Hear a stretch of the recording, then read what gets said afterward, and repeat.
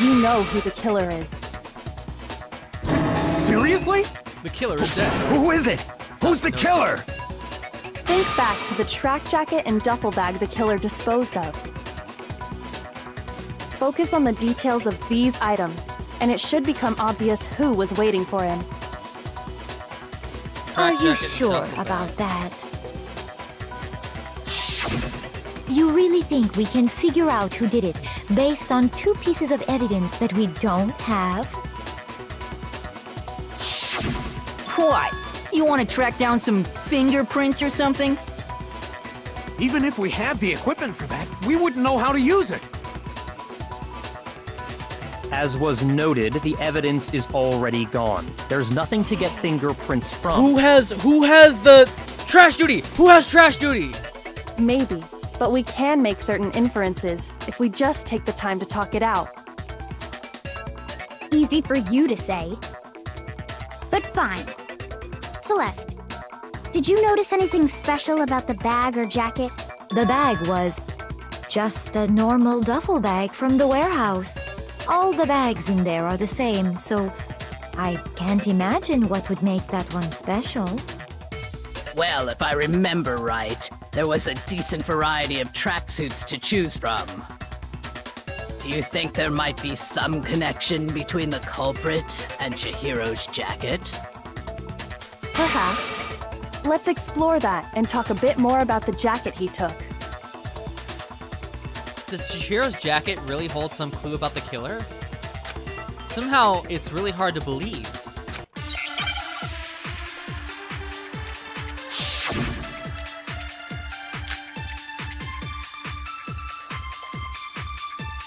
Okay. First of all, we know where Chihiro was headed. He was on his way to go exercise. So next we have to ask, why did he choose the specific tracksuit that he did? What do you mean, the specific tracksuit? I got it!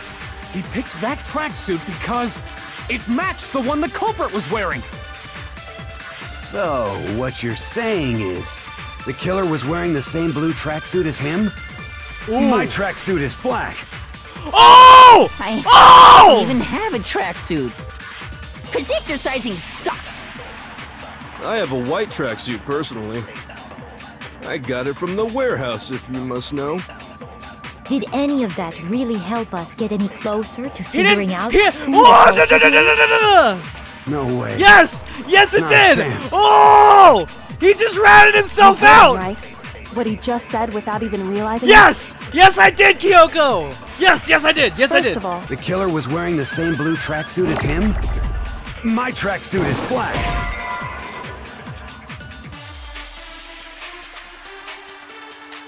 Wait, what?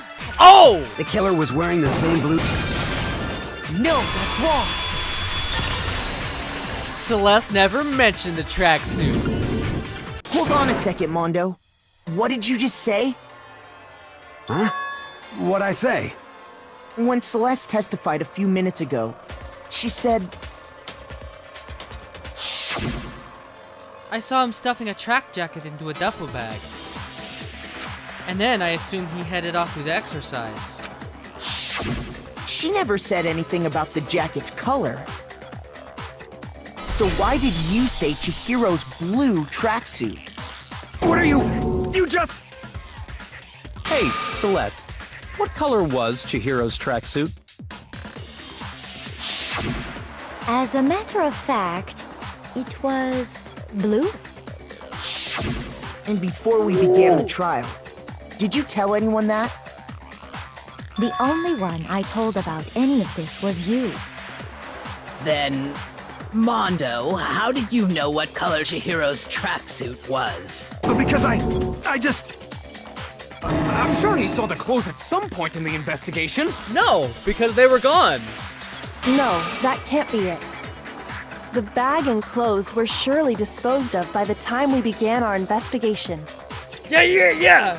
Then the only reason he could have known what color the tracksuit was is if he saw Cherry with it before he died! Cherry? That's the only possibility! Cherry? Are you talking about Chihiro? So, how about it? Did you see the tracksuit or didn't you? Just by chance. I just happened to see it last night. Really? He walked past me, and he was carrying the tracksuit in his hands. No, he was in the duffel. It was in the duffel bag. No, that can't be it either. According to Celeste's testimony, It was in the duffel bag. She stuffed the jacket into the bag in a hurry. It was almost like she was trying to hide it. And just like that, she was gone. when Celeste noticed it, Chihiro made a point of making sure the jacket was completely in the bag. Yeah. If you just ran into him briefly, you couldn't possibly have seen what color the tracksuit was. It would appear you've dug your own grave. Perhaps. But you handed him the shovel, didn't you? That's why you said what you did. Focus on the tracksuit and it'll be obvious who he met with? What a bunch of nonsense. Ah, now I understand. It was all one big bluff, wasn't it? Your true intention was to draw a slip of the tongue from the culprit. That's why you said you knew who did it, to put them on edge. That's right. However, Mondo was my target all along. I had my suspicions about him from the very beginning. But why? What made you so suspicious? That's a good question. Because of how he was acting. No. There was a certain turning point that tipped me off. Maybe you didn't notice it, Mondo, but you tend to refer to men and women differently. You only call guys dude. For girls, it's chick. And after he was killed, you happened to refer to him as dude. Once I picked up on that, it occurred to me that Mondo knew something we didn't. You noticed such a tiny detail? Are you a witch? She's a witch! You're positively frightful! No, I'm not the frightful one. Not nearly as frightful as someone capable of murdering a friend. Mondo, was it really you? Did you really kill Chihiro? I didn't kill anyone! You've been all over me, judging everything I say, putting words in my mouth. Ah. What gives you the right to treat me like a goddamn criminal? Because you are a criminal. Yeah! He would never do something like that! This is a false accusation! It's true. My reasoning on that is pretty shaky. That was fast. Well, this does present us with a problem. It seems we are all out of leads.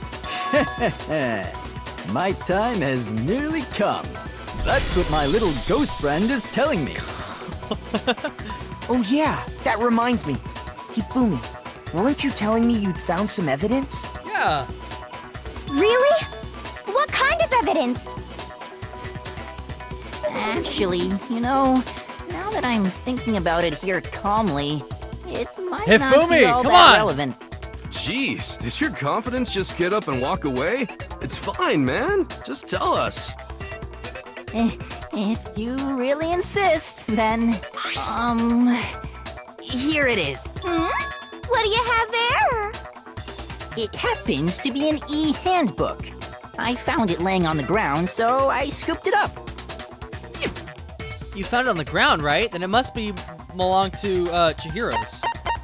I got it! We know Chihiro's handbook was missing from the scene of the crime, right?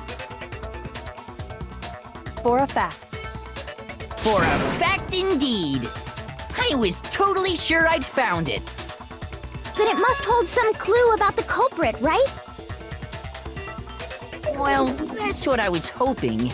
But it's busted. It won't even turn on. I imagine the culprit broke it to get rid of any evidence after the murder. That's odd. I didn't think the handbooks were quite so fragile. You're right. They're not. They're totally waterproof and shock resistant. It would take an awful lot to break one.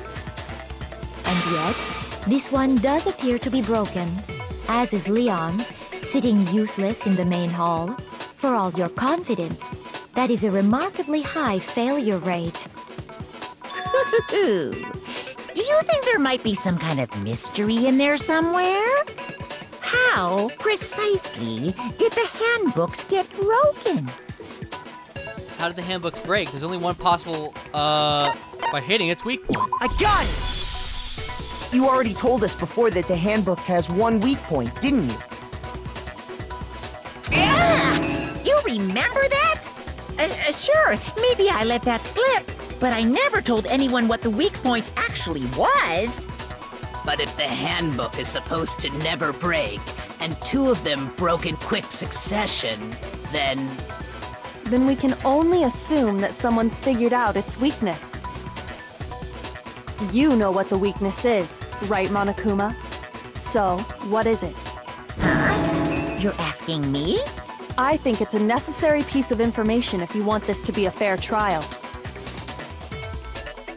But if I tell you, and someone else decides to copy it, that would be very not good. Just tell us already!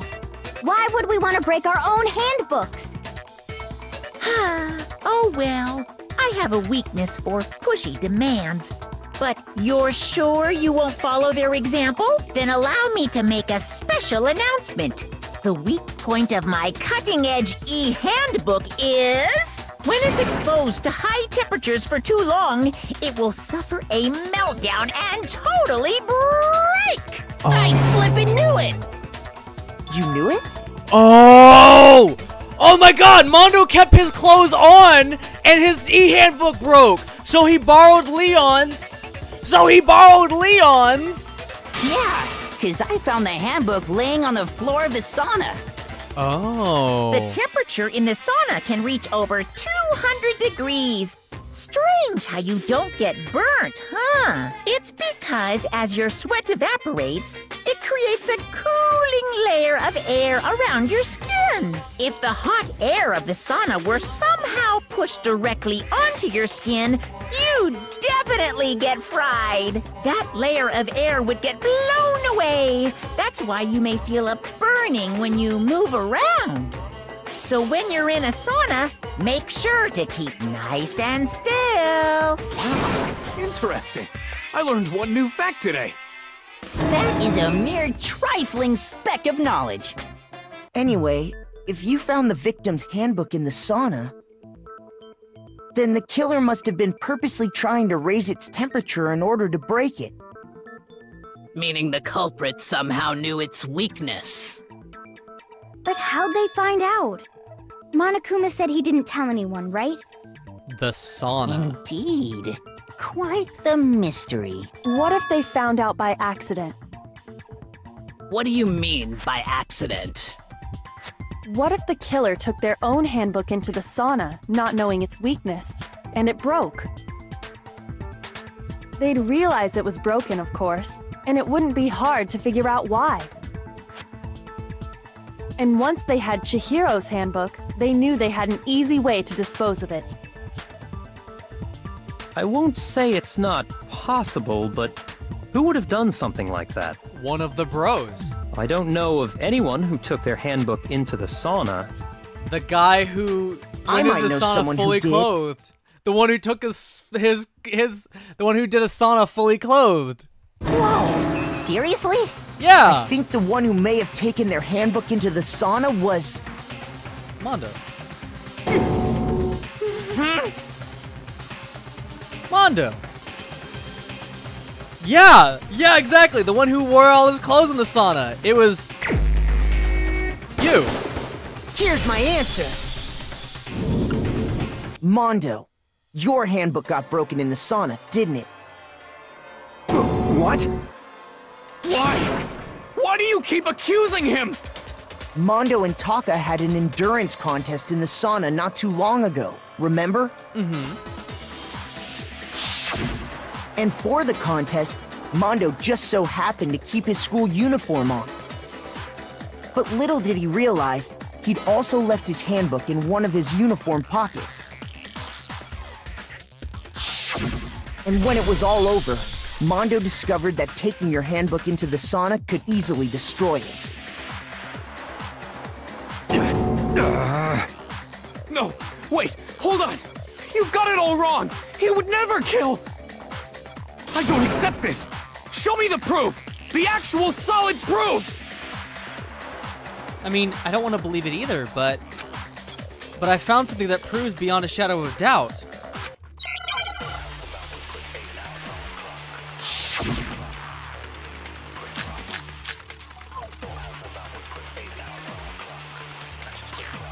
We got 3 this time. Let's test Makoto's assertion.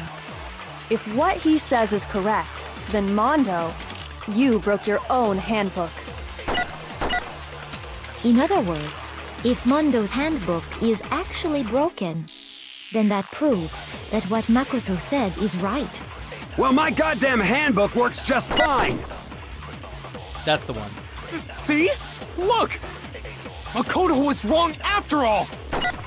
Mondo wouldn't hurt a fly! Fuck! See? Well, my goddamn handbook works just... No, that's wrong!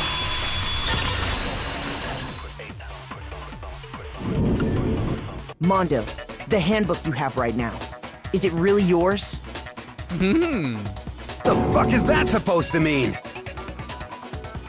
The broken handbook that was in the main hall. Isn't that one actually yours? What the heck are you talking about?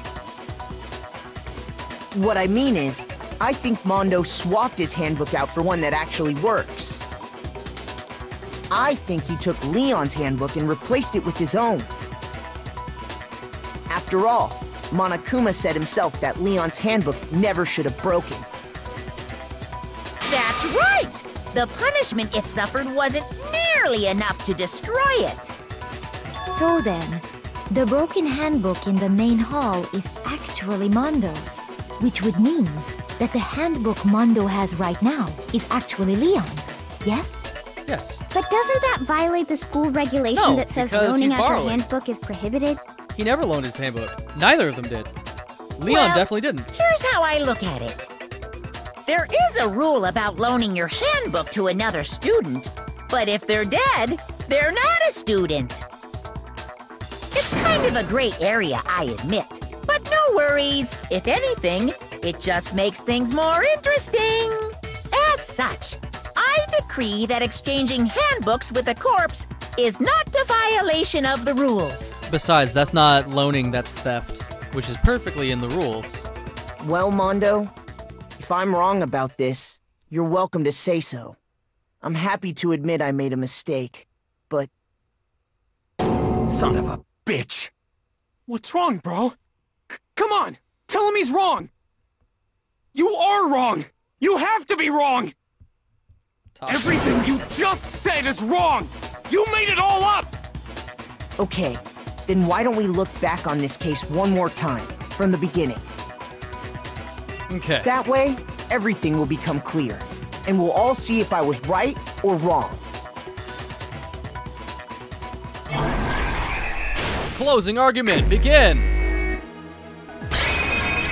Alright, let's see if this The is killer right. is you! First, let's take a look back to before the incident. Last night, Celeste saw Chihiro in the warehouse, correct? At the time, she was apparently stuffing something into a duffel bag.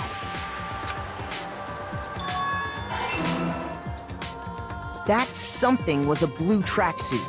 You can confirm this, right, Celeste?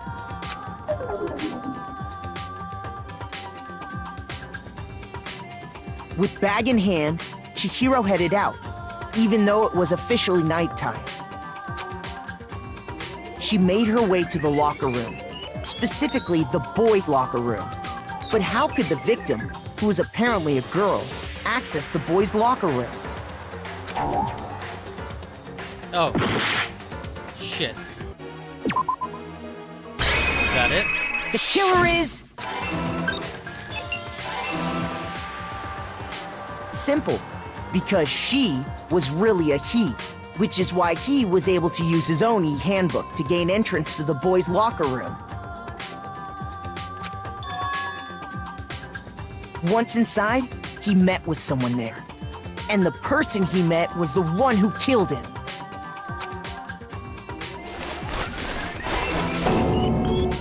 It seems likely that the killer grabbed the nearby dumbbell, approached the unsuspecting Chihiro, and attacked him. And that's where the bloodstains on the poster and carpeting in the boys' locker room came from.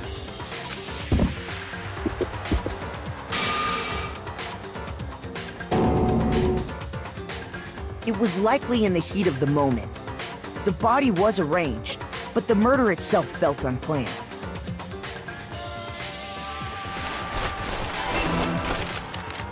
Which is why the killer hurried to try and hide the act.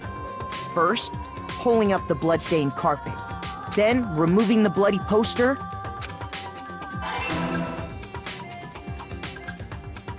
and finally carrying the corpse into the girls' locker room. A girl's handbook was necessary to get into the locker room, of course, but this alone doesn't prove that the killer was necessarily a girl. After all, Sayaka and Junko's handbooks had been placed in the main hall. Using one of those, a boy could get into the girls' locker room without much problem. And that's exactly how the killer did it. With the carpet and the poster they brought with them, they got to work. They changed the layout of the boys' and girls' locker room in what you might call a crime scene switch. That could have been the end of things, but no. Byakuya discovered the body and decided to intervene in the situation, making things even more complicated. So, after stumbling on the crime scene, he went and grabbed the extension cord from the library, and then he got to work. He used the cord to string up Chihiro's lifeless body.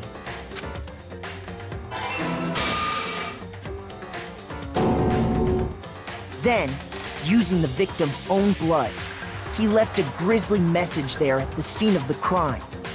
He wanted to create the illusion that Genocide Jack was responsible for the slaughter.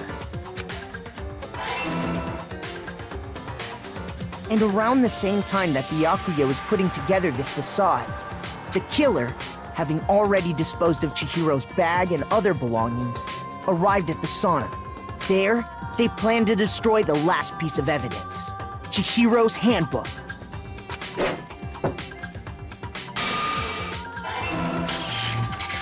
And just as the killer expected, the steamy sauna was enough to ruin the electronic gadget.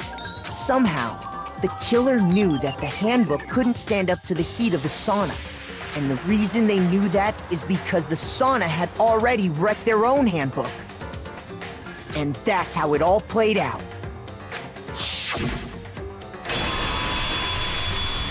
Isn't that right, Mondo Owada? Interesting. Wait! No, this can't be right. Where's your evidence? Yeah, where's your evidence? You need evidence! You need proof! Without any proof, you can't pin any of this on him! Evidence that Mondo is the killer. That already revealed itself earlier in the trial. If I can somehow show where Mondo's handbook is right now, once I do that, everything will become clear. A new element has been added to the bullet time of battles. Sure.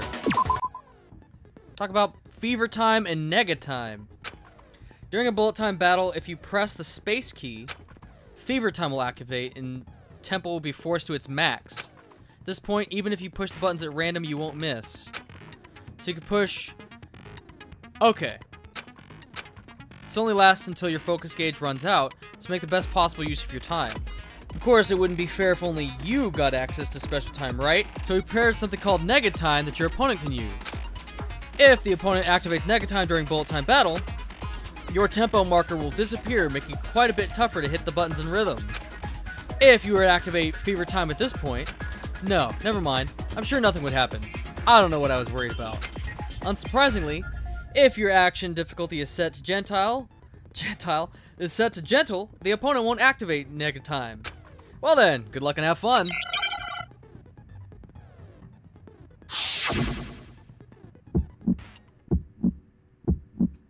Show me some evidence.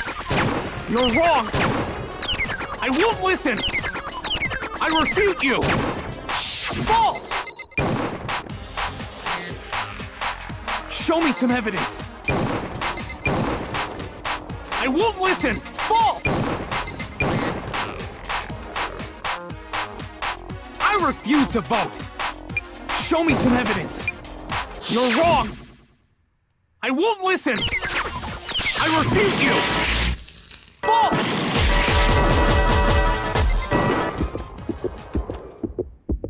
Show me some. This should prove it.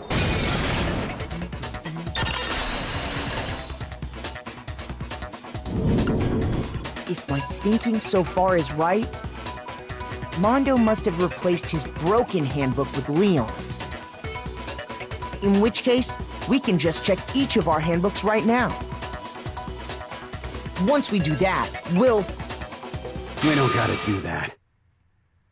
Oh. Yeah, I did it. I killed him. Mondo, you just admit it?